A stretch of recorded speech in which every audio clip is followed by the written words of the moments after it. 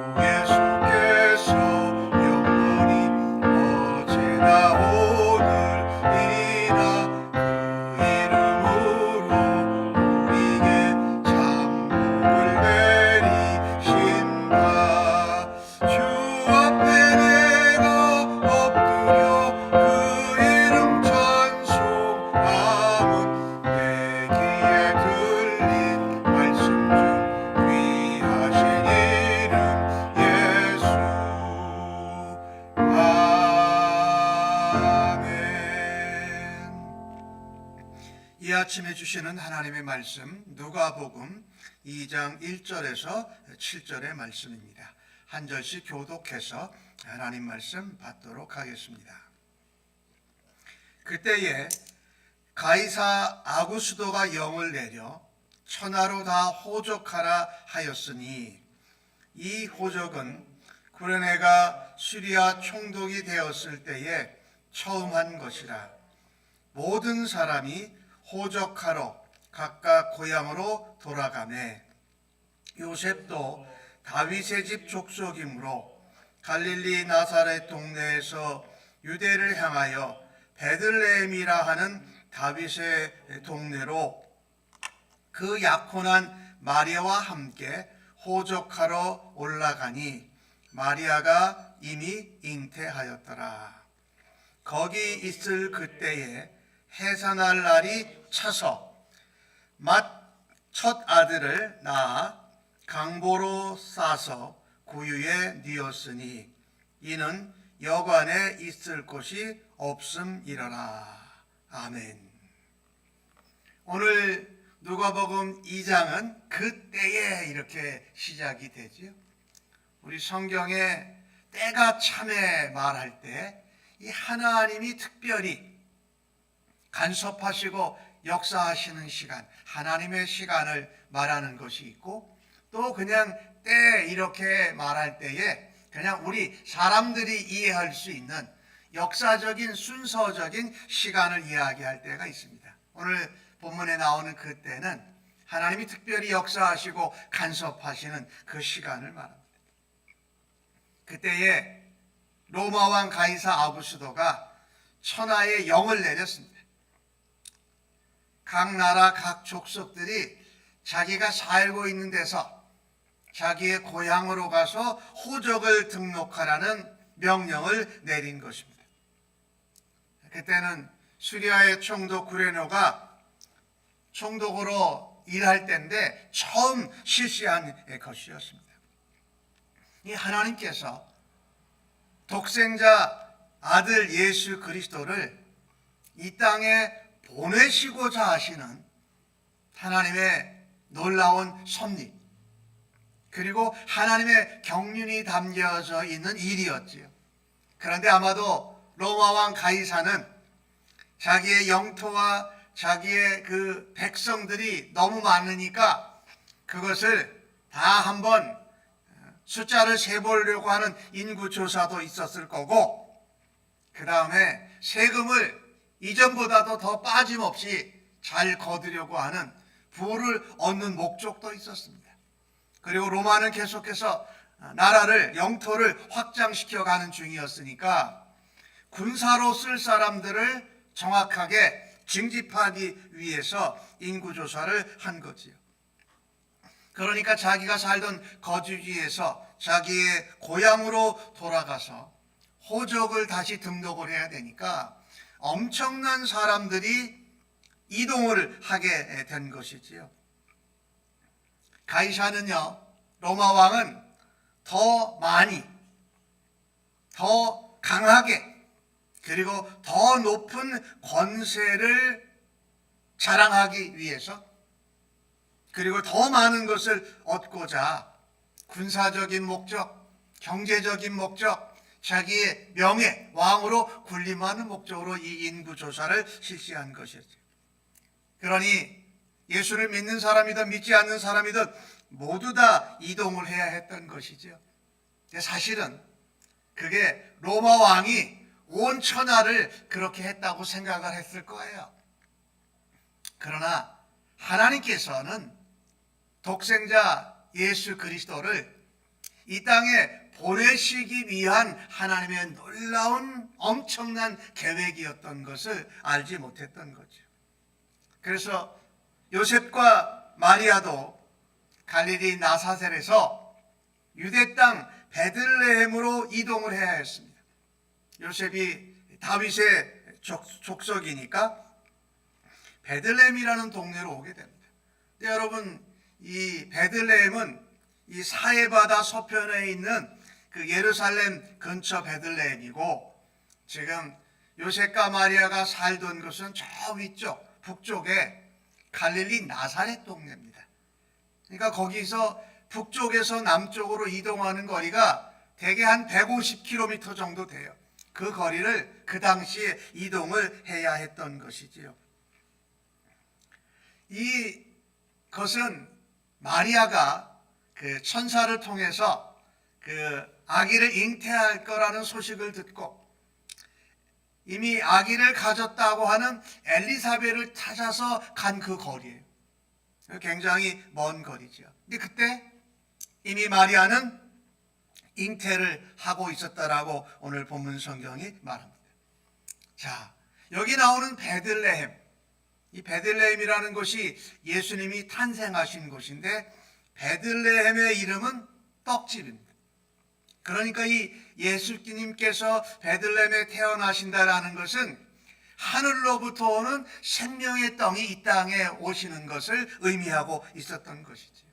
하나님은 사람이 알지 못하는 하나님의 섭리와 경륜 가운데 사람들이 막 이 호적을 등록하기 위해서 인구조사를 위해서 이동할 때에 나사렛에 살던 예수님이 나사렛에서 요셉과 마리아가 살았는데 거기서 태어날 줄 알았는데 예언대로 말씀대로 베들레헴에서 하늘로부터 오는 생명의 떡으로 태어나게 하신 것이죠. 나중에 예수님이 태어나고서 다시 갈릴리 나사렛 동네에 가서 살 때에 많은 사람들이 예수님이 공생의 사역을 시작하실 때에 메시아 그리스도가 오셨다고 말할 때에 그것을 조롱하는 말을 많이 했습니다. 예수님이 갈릴리에서 태어났는데, 나사렛에서 태어났는데 갈릴리에서 뭐 선한 것이 태어날 수 있느냐? 성경에는 베들레헴에서 태어난다고 하지 않았느냐라고 하는 정도는 많은 사람들이 알고 있었던 것 같아요. 그래서 예수님이 갈릴리 나사렛에서 태어난 요셉의 자녀이기에 메시아 그리스도라는 것을 더욱 믿지 못하게 되었던 것이지요. 메시아로 이 땅에 오신 예수 그리스도, 우리의 구주로 오신 예수님을 보고도, 또 예수님이 그렇게 역사하시고 기적과 하나님 나라를 전하는 것을 보고도 더욱더욱 믿지 아니하였다는 것을 우리가 보게 됩니다. 우리는요, 우리가 아는 것, 우리가 본 것, 우리가 들은 것이 전부인 줄 알아요. 그래서 사실 오늘 보면은 로마 왕 가이사도 그렇고 이 예수님이 베들레헴에서 태어난 줄 모르고 갈릴리 나사렛에서 태어났다고 하면서 하나님이 보내신 메시아를 받아들이지 못하게 되는 것을 보게 되면 우리는요, 우리가 알고 보고 들은 것이 얼마나 제한되어 있고 부분적이라는 것을 깨닫게 됩니다. 로마 왕 가이사도 자기가 천하를 호령하고 천하에 더 많은 재물을, 강한 군사를, 자기의 그 명예를 세우고 군림하려고 했지만 사실은 그 뒤를 그는 몰랐지만 하나님께서 메시아 그리스도를 갈릴리 땅이 아닌 베들레헴에 보내시기 위해서 하나님이 일으키신 역사와 경륜이라는 것이죠. 우리가 그것을 알 때에 더욱더 겸손해질 수 있는 은혜가 있기를 간절히 바랍니다. 오늘 가이사를 보면 재물을 더 많이 모으려고, 더 강력한 군사를 키우려고, 또 그의 명예와 권세를 더 드러내고자 하려고 인구조사를 했지요. 즉, 더 많이 모으고 더 높아지고 더 많은 것을, 강한 것을 쥐고 채우려고 했던 것이죠. 어떻게 말하면 그것은 자기 자랑이었죠. 그리고 자기만을 사랑하는 것이었어요. 그런데 그때에 그는 몰랐지요. 하나님은 그 하나님의 시간에 독생자를, 메시아 그리스도를 이 땅에 보내셔서 죄악 가운데, 사망 가운데 묶여져 있는 백성들에게 생명을 얻고 구원을 얻게 하시기 위함이었던 것이지요. 그래서 오늘 주신 말씀 가운데 보면은 그 구원의 빛으로 이 땅에 오신다라는 거예요. 예수님이 생명의 빛으로 이 땅에 오시는 것이지요. 우리가 이것을 보면서 황제 로마의 가이사는 자기가 주관한 줄 알았을 거예요. 인구조사, 자기가 명령해서 천하가 다 명령 한번 하면 그 호령에 순종하고 복종해야 되니까. 그러나 많은 백성들이 이동한 것은 하나님의 때에 하나님의 섭리와 역사, 그 경륜에 의해서 사람들이 이동한 것이라는 것을 몰랐다라는 것이죠. 우리는 오늘 이 시대를 살아가면서도 그 하나님의 놀라운 섭리, 또 하나님의 시간에 하나님이 경륜으로 역사하시는 것을 깨닫지 못할 때가 얼마나 많은지요. 그것을 우리가 뒤늦게라도 깨달을 때에 하나님 앞에 겸손할 수 있는 은혜로 살아갈 수 있기를 간절히 바라는 것입니다. 그것을 모를 때에도 내가 알지 못하는 하나님의 시간이 있다. 하나님의 우리가 알지 못하는 엄청난 계획, 섭리가 있다. 우리의 힘과 노력과 열심이 아닌 하나님이 온 우주, 천하 만물을 다스리실 뿐만 아니라 이 땅에 구원자를 보내주시는 하나님의 경륜의 역사를 믿음으로 아멘하고 살아갈 수 있는 여러분과 제가 되어지기를 간절히 바라는 것입니다. 오늘 주신 말씀 마지막 절에 첫 아들을 낳아서 강보에 싸서 누인 곳이 구유입니다. 이 구유는 가축들이 있는 축사죠. 그 안에 먹이통이에요.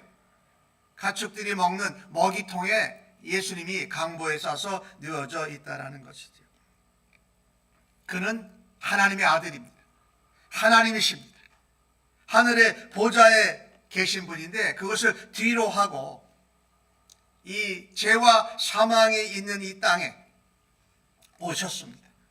근데 그 자리도 로마 왕의 자리와 같이 세계를 통치하는 왕의 자리, 귀족의 자녀로 온 것이 아니었고 가장 낮고 비천한 자리에 메시아이신 그리스도가 오셨다라는 것입니다. 로마 왕은 자기를 높이고 드러내고 더 많은 권세와 힘을 쥐고 재물을 더 많이 모으려고 해서 자기 자랑하고 자기만 사랑하는 것을 표현했는데, 반대로 이 땅에 오신 독생자 메시아 그리스도의 예수께서는 자기를 비우셨습니다. 자기를 희생하셨습니다. 그리고 이 땅에 있는 죄인들을 사랑하셔서 오신 것을 보게 됩니다. 오늘 이 예수님의 모습을 보면서 우리는 예수를 믿는 사람으로 예수님처럼 낮아지고 겸손하고 온유한 자로 희생하고 사랑하는 자로 예수님처럼 닮아가고 예수님처럼 살아갈 수 있는 우리 인생들이 되어지기를 주의 이름으로 간절히 축복합니다. 우리가 이 땅에서 많은 인생들이 추구하는 것을 한번 돌아다 보십시다. 많은 사람들이 내가 더 많이 가지려고 하는 목표를 가지고 있어요. 그것이 나쁜 것은 아니지만, 그리고 더 높아지려고 해요. 더 명예나 지위나 권세가 강해지는 것. 또 사람들로부터 더 존경받는 그런 자리에 올라가고 싶어 해요. 그런데 사실은 우리 예수님께서는 그 정반대의 삶을 살으셨던 것입니다. 하늘 보좌를 뒤로 하시고 낮고 천한 이 땅에 오셔서 그분을 내어주시고 그분을 하나님의 사랑을 우리에게 전하기 위해서 오신 것을 우리가 기억해야 합니다. 그래서 우리는 많이 갖고 높아지고 더 나를 사랑하고 내 것을 채우려고 하는 것보다 오히려 내가 높아지면 낮아져서 섬기라고 내 그 자리를 주셨구나. 내가 많은 것을 가지면 내가 채우는 것이 아니라 연약하고 없는 사람들을 채워주고 섬기라고 주셨구나. 또 내가 유명해지고 내가 더 다른 사람들에게 존경을 받으면 더 낮아져서 없고 가난한 자들을 위하여서 나를 희생하고 그리스도의 사랑을 전하는 삶을 살도록 우리에게 말씀하고 계신 줄로 믿습니다. 재물도 명예도 권세도 지위도 우리에게 허락하신 이유가 있다면 예수님처럼 나를 버리고 다른 사람을 채움으로 겸손과 온유로 주의 사랑, 하나님의 은혜를 전하는 올 한 해가 되어지기를 원하고 그와 같은 삶을 하루하루 살아갈 수 있는 모든 성도님들 되시기를 예수님의 이름으로 간절히 축복합니다. 아멘. 하나님, 우리가 전혀 깨닫지 못하는 하나님의 시간 가운데 하나님의 놀랍고 엄청난 섭리로 하나님이 역사하시고 운영하심을 믿습니다. 우리는 깨닫지 못하지만 우리의 시각에서 우리의 중심에서 이 땅의 역사와 사건들을 바라다 보지 않고 하나님 나라의 입장에서 하나님의 눈길로 시각으로 바라다 볼 수 있는 은혜와 믿음을 더하여 주시옵소서. 하늘 보좌를 뒤로 하시고 죄와 사망이 있는 이 땅에 낮고 비천한 자로 자기를 비우시고 다른 사람을 채우시며 주의 사랑으로 우리에게 생명의 빛 구원의 영생을 주신 예수님을 감사합니다. 그 예수님처럼 우리가 많이 갖고 높아지고 명예와 지위를 얻을 때에 오히려 그것들을 가지고 나누고 섬기고 다른 사람을 채우며 주의 사랑으로 구원의 역사가 일어나도록 사용받는 하나님의 자녀들, 그리스도의 사람들 되게 하여 주시옵소서. 오늘도 그 같은 삶으로 하나님께는 영광이요 이 땅에 있는 백성들에게는 소망과 은혜와 감동을 전하는 그리스도의 사람으로 오늘도 사용하여 주시니 감사합니다. 주의 말씀으로 주의 사랑으로 성령의 능력으로 충만케 하여 주시옵소서. 예수님의 이름으로 기도하옵나이다. 아멘.